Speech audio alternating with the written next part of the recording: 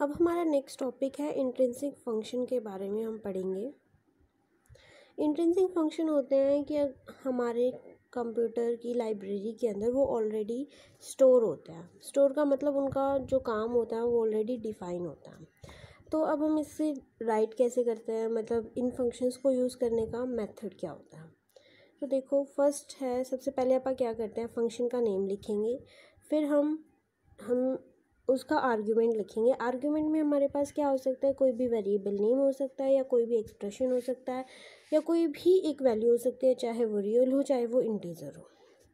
अब कुछ रूल्स हैं, एक दो वो डिस्कस कर लेते हैं कि जो फंक्शन का आर्ग्यूमेंट होता है वो रियल मोड में भी होता है या फिर इंटीजर मोड में भी हो सकता है। वो डिपेंड करता है कि हम किस टाइप का फंक्शन यूज़ कर रहे हैं।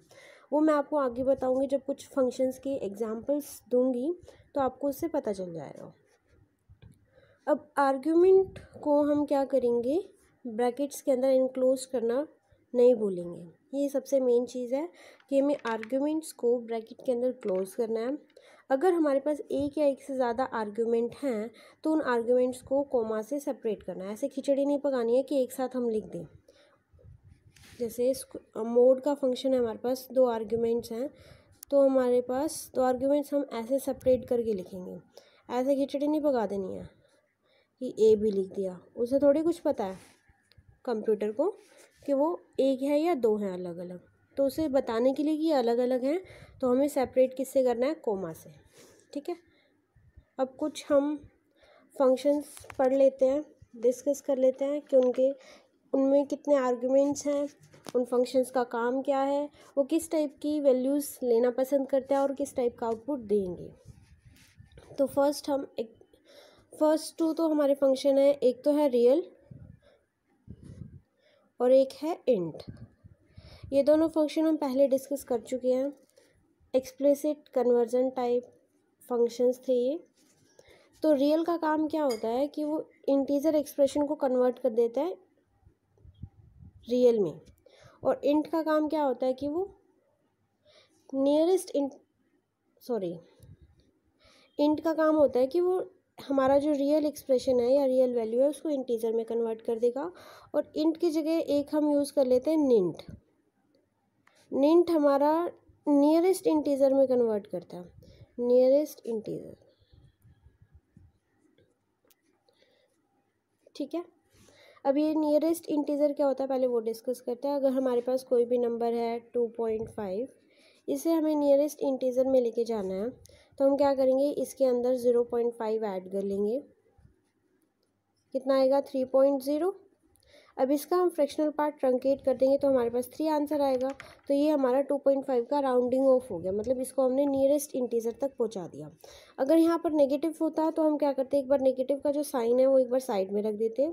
इसको नियरेस्ट इंटीजर तक लेने के बाद फिर हम ये वाला जो साइन है उसके आगे लगा देते हैं, मतलब -2.5 कहाँ जाएगा, -3 पे। तो निंट का काम नियरेस्ट इंटीजर तक पहुँचाना है और इंटीजर का काम सिर्फ फ्रैक्शनल पार्ट को ट्रंकेट करके उसे इंटीजर देना है। ठीक है, तो ये तीनों वेरिएबल्स जो हमने तीनों फंक्शंस किए हैं, जैसे रियल था, निंट है, एक इंट है, तीनों में 1 आर्ग्यूमेंट यूज़ होता है। रियल में इंटीजर आर्ग्यूमेंट यूज़ होता है लेकिन वो आउटपुट रियल देता है। निंट फंक्शन में रियल इनपुट यूज़ होता है और इंट आउटपुट देता है। ऐसे ही इंटीजर में रियल यूज़ होता है इनपुट और आउटपुट हमारा इंटीजर आता है। सो अब नेक्स्ट हमारे पास फंक्शन है एब्सोल्यूट फंक्शन। एब्सोल्यूट फंक्शन के भी 2 टाइप्स हैं, एक होता है ABS और एक होता है IABS। एब्सोल्यूट मतलब सिंपल, जैसे ये आर्ग्यूमेंट हमारा x, इसमें भी आर्ग्यूमेंट एक एक होते हैं। और अभी किस टाइप के वेरिएबल्स लेना पसंद करते हैं, जो ABS है वो तो रियल इनपुट लेगा और रियल ही आउटपुट देता है, लेकिन IABS इंट मतलब इंटीजर इनपुट लेगा और इंटीजर ही आउटपुट देगा।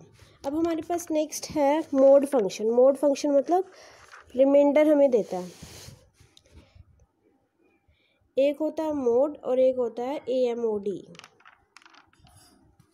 ठीक है। मोड फंक्शनों में हम मोड हो चाहे AMOD हो, दोनों में हम दो दो आर्ग्यूमेंट्स यूज़ करते हैं। इसका काम क्या होता है, जब हम आर्ग्यूमेंट 1 को आर्ग्यूमेंट 2 से डिवाइड करते हैं तो वो रिमाइंडर प्रोवाइड करता है। तो इसमें भी हम दो आर्ग्यूमेंट्स यूज़ करते हैं और इसमें भी। जो मोड फंक्शन होता है उसमें हम इंटीज़र इनपुट देते हैं और आउटपुट भी हमारी इंटीज़र होती है। और मोड में क्या होता है, रियल हम इनपुट देते हैं और रियल ही हमारी आउटपुट होती है। अब हम कुछ और फंक्शंस डिस्कस करते हैं। साइन और आई साइन, इनका मीनिंग है ट्रांसफ़र ऑफ साइन, मतलब कि इसमें दो आर्ग्यूमेंट्स, इसमें भी दो आर्ग्यूमेंट्स। सेकंड आर्ग्यूमेंट का जो भी साइन होगा वो फर्स्ट आर्ग्यूमेंट को वो प्रोवाइड कर देगा। साइन में रियल आर्ग्यूमेंट्स लेगा और रियल ही आउटपुट देगा। ऐसे ही आई साइन में इंटीजर आर्ग्यूमेंट्स लेगा और इंटीजर ही आउटपुट देगा। अब एक और पढ़ लेते हैं, फंक्शन DIM, डायमेंशन फंक्शन बोलते हैं इसको वैसे, और ये हमें पॉजिटिव डिफरेंस देता है। मीन्स देखो दो आर्ग्यूमेंट्स, ये भी दो आर्ग्यूमेंट्स। इसका पहले काम समझ लेता है, फिर हम बताएंगे कौन से वाले में कौन सा आर्ग्यूमेंट ये एक्सेप्ट करता है। तो जैसे मान लो ये हमारे पास पहला आर्ग्यूमेंट है A1, दूसरा आर्ग्यूमेंट है A2। इसका काम क्या है, अगर पहला आर्ग्यूमेंट दूसरे आर्ग्यूमेंट से छोटा है या उसके इक्वल है तो ये वैल्यू 0 देगा। अगर पहले वाला आर्ग्यूमेंट दूसरे वाले आर्ग्यूमेंट से बड़ा होता है तो उनका पॉजिटिव डिफरेंस मतलब A1 माइनस A2 दे देगा। अब आप पढ़ते हैं कि ये कौन से टाइप के वेरिएबल्स लेते हैं और क्या आउटपुट देते हैं। तो जो डायमेंशन फंक्शन है वो रियल ही इनपुट लेगा और रियल ही आउटपुट देगा। और जो IDM है वो इंटीजर इनपुट देगा और इंटीजर इनपुट लेगा और इंटीजर ही आउटपुट देगा। अब कुछ मैथमेटिकल फंक्शंस की बात कर लेते हैं। मैथमेटिकल फंक्शन में आते हैं exponentiation, logarithm, square root, sine, cosine. Exponentiation होता है e⁻x, इसका आर्ग्यूमेंट 1 होता है, रियल लेता है और रियल ही देता है। लॉग में हमारे पास दो टाइप के होते हैं, एक तो होता है नेचुरल लॉगरिथम और एक होता है लॉग विद बेस 10। दोनों में आर्ग्यूमेंट 1 रियल ही लेंगे आउटपुट और रियल ही देते हैं। स्क्वायर रूट में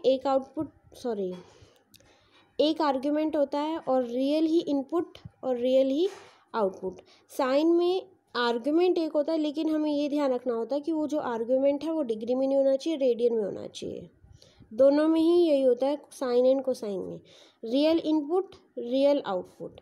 ऐसे ही कोसाइन में एक आर्ग्यूमेंट होता है, रेडियन में होगा, रियल इनपुट रियल ही आउटपुट। अब कुछ और एग्जांपल पढ़ लेते हैं।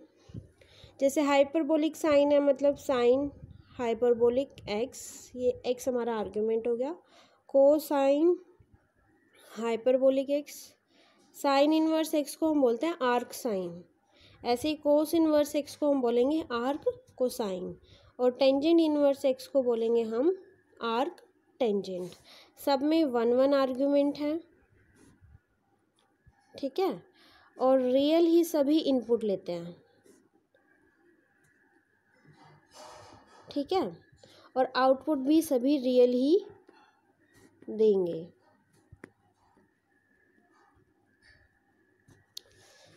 अब कुछ इम्पोर्टेंट पॉइंट्स के बारे में डिस्कस कर लेते हैं। जब हम फंक्शन को लिखना स्टार्ट करते हैं, जब भी हम फंक्शन को कहीं पे यूज़ करेंगे तो उन पॉइंट्स का हमें ध्यान रखना है। तो फर्स्ट पॉइंट है कि हम जैसे वेरिएबल्स नेम को डिक्लेयर करते हैं वेरिएबल नेम जैसे हम किसी एक्सप्रेशन में यूज़ करते हैं, वैसे ही हम किसी फंक्शन को किसी भी अर्थमेटिक एक्सप्रेशन में उसी तरीके से सिमिलर वे में लिखेंगे जैसे हम नॉर्मली वेरिएबल्स को लिखते हैं। ऐसे ही हम अगर फंक्शन का कोई आर्ग्यूमेंट है तो कोई ज़रूरी नहीं है कि हम फंक्शन के आर्ग्यूमेंट में सिर्फ वेरिएबल ही लिखें, फंक्शन के आर्ग्यूमेंट में हम कोई और फंक्शन भी लिख सकते हैं। वो हमारा सेकंड पॉइंट है। फॉर एग्जांपल देखो, साइन मोड x लिखना है तो हम क्या करेंगे, साइन एब्सोल्यूट ऑफ x लिख देंगे। तो अब साइन के आर्ग्यूमेंट में एक और फंक्शन आ गया एब्सोल्यूट, ठीक है, इस तरीके से। अब नेक्स्ट हमारे पास पॉइंट है कि हमारे पास जब हम फंक्शन यूज़ करते हैं तो उनके आर्ग्यूमेंट्स में कोई भी ऑटोमेटिक मोड कन्वर्जन नहीं होता। मीन्स हम जैसे अब हमें एक्सपोनेंशिएशन का फंक्शन ले लेते हैं, ठीक है, उसमें अब रियल इनपुट देनी होती है और रियल ही आउटपुट होती है। अगर हम ऐसा लिख दें कि एक्सपोनेंशिएशन 3, तो ये ऑटोमेटिकली कन्वर्ट नहीं होगा रियल में, ये एरर शो कर देगा। ये इस तरीके से कन्वर्ट नहीं होगा कि अगर एक्सपोनेंशिएशन में हमने डिफाइन कर रखा है कि वो रियल ही लेगा, तो अगर अपन इंटीजर दे दे तो वो रियल में कन्वर्ट नहीं होगा ऑटोमेटिकली। हमें खुद ऐसा लिखना पड़ेगा, एक्सपोनेंशिएशन रियल 3, तो वो कन्वर्ट होगा पहले 3.0 में, फिर उसके ऊपर ये एक्सपोनेंशिएशन लगेगा, ठीक है। अब नेक्स्ट पॉइंट है हमारा, जब भी हम किसी अर्थमेटिक एक्सप्रेशन को इवेलुएट करते हैं, अगर उस एक्सप्रेशन में कोई भी फंक्शन हमारा आ जाता है तो सबसे पहले उसको हम प्रेसिडेंस देंगे, सबसे पहले वही इवेलुएट होगा, और किसी भी फंक्शन को इवेलुएट होने से पहले उसके आर्ग्यूमेंट्स को इवेलुएट करते हैं। जैसे अभी मैंने इसका एग्जांपल दिया था, एक्सपोनेंशिएशन रियल लिखा था ना हमने, रियल 3, तो सबसे पहले 3 को चेंज होना पड़ेगा 3.0 में। अब यहाँ पे क्या हुआ, उसके आर्ग्यूमेंट्स पहले इवेलुएट हुए, फिर फंक्शन इवेलुएट होगा, ठीक है। अब नेक्स्ट है हमारे पास कि जो हम आर्ग्यूमेंट्स लिखेंगे फंक्शन के लिए, जो भी हम आर्ग्यूमेंट लिखेंगे वो मीनिंगफुल होनी चाहिए। ऐसा नहीं कि स्क्वायर रूट में हम नेगेटिव आर्ग्यूमेंट दे दें, या लॉग में हम 0 या नेगेटिव आर्ग्यूमेंट दे दें। ये मीनिंगफुल आर्ग्यूमेंट्स नहीं होते, क्योंकि इन आर्ग्यूमेंट्स पे ये फंक्शंस डिफाइन ही नहीं होते, तो वो एरर शो कर देंगे, इनवैलिड होते हैं ये, ठीक है। इसीलिए ध्यान रखना कि कुछ भी आर्ग्यूमेंट दो तो वैलिड होना चाहिए फंक्शन के लिए।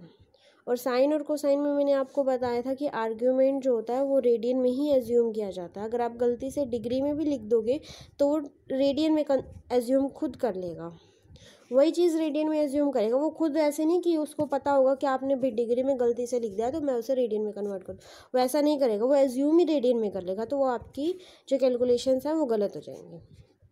तो जो एंगल है वो डिग्री में अगर है तो उसे कन्वर्ट कर लो रेडियन के अंदर, जब भी हम फंक्शन के अंदर यूज़ करें या इनपुट दें हम। अब मैंने आर्क टेंजेंट फंक्शन के बारे में बताया था, मीन्स टेंजेंट इनवर्स। ये सिर्फ प्रिंसिपल वैल्यूज़ ही आउटपुट देता है, मीन्स -π/2 से +π/2 के बीच में वैल्यूज़ ये देता है। प्रिंसिपल वैल्यूज़ के बारे में अगर आपको ज़्यादा इन्फॉर्मेशन चाहिए तो आप +2 की बुक एलिमेंट्स जीवासन्स पब्लिकेशन में 2nd चैप्टर में आई थिंक बता रखा है, अच्छे से एक्सप्लेन कर रखा है, तो आप वहाँ से भी देख सकते हो। अब हम कुछ 1-2 एग्जांपल्स देख लेते हैं, जो भी हमने फंक्शंस पढ़े हैं उनका यूज़ हम किस तरीके से करते हैं। तो सपोज़ करो कि R हमारे पास एक रियल नंबर है, ठीक है। R एक रियल नंबर है, दूसरे पेज पे बता देती हूँ, इस पे थोड़ा साफ नहीं दिख रहा था। R एक रियल नंबर है, ठीक है। अब हमें क्या करना है, इसको राउंड ऑफ करना है इसके नियरेस्ट इंटीजर पे, ठीक है। अब एग्जाम्पल दे के मैं बताती हूँ, जैसे एक हम ले लेते हैं 2.5, एक ले लेते हैं -2.4, ठीक है। अब पॉजिटिव है तो कोई ख़ास बात नहीं है, पहले तो हम सिंपल लेंगे R, जो भी अगर पॉजिटिव है उसके अंदर 0.5 ऐड कर देंगे, फिर उसको इंट में कन्वर्ट कर देंगे। अगर वो नेगेटिव हुआ तो हमें तो उसका एब्सोल्यूट चाहिए ना, तो R को यूज़ करने से पहले हम क्या करने वाले हैं, एब्सोल्यूट करेंगे उसका।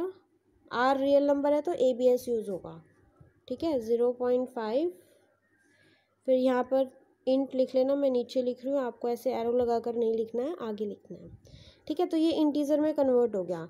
अब हमने 2.5 लिया था तो भी क्या आएगा, ये 0.5 ऐड करेंगे तो 3.0, और वो ट्रंकेट कर देगा फ्रैक्शनल पार्ट को, तो 3 आंसर देगा। अगर -2.5 लिख दूँ तो भी ये 3 देगा, क्योंकि यहाँ पर तो एब्सोल्यूट लग गया। अब अगर नेगेटिव नंबर है तो नेगेटिव नंबर में तो बाद में क्या होता है कि साइन लगाना होता है हमें, ये नेगेटिव वाला, तो उसके लिए हम कौन सा फंक्शन यूज़ करने वाले हैं, I sin। इसके दोनों आउटपुट क्या थे, इंटीजर थे। पहला आउटपुट तो ये हो गया जो इंटीजर में कन्वर्ट होके आ गया, मीन्स 3। अब जो दूसरा आउटपुट लेंगे उससे हमें साइन चाहिए ना, आउटपुट नहीं सॉरी इनपुट, आर्ग्यूमेंट। देखो मैं लिख के बताती हूँ अच्छे से, जैसे I sign int absolute of R plus 0.5 comma int of R. अभी जो सेकंड आर्ग्यूमेंट है, सेकंड आर्ग्यूमेंट को हमने इंट में कन्वर्ट करके उसका साइन ले लिया, क्योंकि देखो आई साइन हमने यूज़ किया है तो उसमें हमारे दोनों आर्ग्यूमेंट्स क्या होने चाहिए, इंट होने चाहिए। अब जो हमारा ये तो था इंटीजर ही था, क्योंकि हमने नियरेस्ट इंटीजर में कन्वर्ट करना था ना, बस हमें तो साइन चाहिए था, चाहे वो पॉजिटिव हो चाहे नेगेटिव हो। तो हमने इसको इंट में कन्वर्ट कर दिया और फिर उसका साइन, अब ये वाला फंक्शन हमने यूज़ किया, इसका मतलब क्या होता है, सेकंड आर्ग्यूमेंट का जो भी साइन है वो फर्स्ट आर्ग्यूमेंट को वो प्रोवाइड कर देगा। अगर नंबर हमारा नेगेटिव है तो नियरेस्ट इंटीजर में कन्वर्ट होने के बाद वो साइन उसको अपने आप प्रोवाइड हो जाएगा, ये फंक्शन का यूज़ करने के बाद। ठीक है, अब मोड फंक्शन का यूज़ देख लेते हैं कैसे करना है। तो सबसे पहले हमने क्या किया, मोड फंक्शन का हम यूज़ करेंगे लीस्ट सिग्निफिकेंट डिजिट निकालने के लिए। हमारे पास कोई भी नंबर है तो उसका लीस्ट सिग्निफिकेंट डिजिट क्या है, 2 मीन्स लास्ट वाला डिजिट। तो हम क्या करेंगे, सिंपल मोड करेंगे और 5, 8, 4, 2 जो भी है उसको हम 10 से डिवाइड कर देंगे, तो जो रिमाइंडर आएगा वो हमारा लीस्ट सिग्निफिकेंट डिजिट होगा। लेकिन अगर हमारे पास यहाँ वेरिएबल है के, कोई भी वेरिएबल आप सपोज कर लेते हो, हम हर एक नंबर के लिए बोल रहे हैं, चाहे वो पॉजिटिव हो चाहे नेगेटिव हो, तो ये आ गया K10। अगर ये नंबर हमारा नेगेटिव हुआ तो हमें क्या लगाना पड़ेगा, IABS, ये इंटीजर के लिए, क्योंकि ये तो हमें पक्का पता है इंटीजर ही आने वाला है, और ये हमारा पॉजिटिव करने के लिए। अगर के हमारा नेगेटिव होता है तो हमारा जब हम मोड अप्लाई करते हैं तो वो नेगेटिव आंसर देता है, तो हम IABS अप्लाई कर देते हैं ताकि वो पॉजिटिव हो जाए। अब हमें तो पता है कि रिमाइंडर नेगेटिव नहीं होता है, लेकिन कंप्यूटर को तो नहीं पता ना कि रिमाइंडर नेगेटिव होता है, तो वो तो नेगेटिव ही देगा अगर के नेगेटिव होगा तो। ठीक है, इसीलिए हमने यहाँ पर IABS यूज़ किया। पॉजिटिव है के तो पॉजिटिव वैल्यू आ जाएगी, तो IABS की ज़रूरत नहीं है, वो काम नहीं करेगा, वो एज इट इज़ रहेगा। पॉजिटिव का मोड तो पॉजिटिव ही होता है। अगर नेगेटिव हम के की वैल्यू देते हैं तो वो मोड जब हम अप्लाई करेंगे तो रिमाइंडर नेगेटिव दे देगा। रिमाइंडर नेगेटिव होगा तो IABS का काम तब शुरू होगा, वो नेगेटिव को पॉजिटिव में कन्वर्ट कर देगा। अब एक लास्ट एग्जांपल और पढ़ लेते हैं, डायमेंशन फंक्शन का हम यूज़ कैसे करते हैं।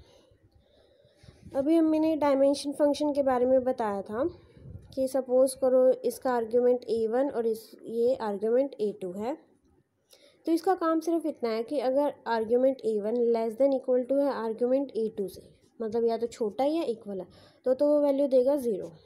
अगर पहला आर्ग्यूमेंट बड़ा है दूसरे आर्ग्यूमेंट से तो वो क्या वैल्यू देगा, A1 माइनस A2। अब एग्जांपल पढ़ते हैं क्या है।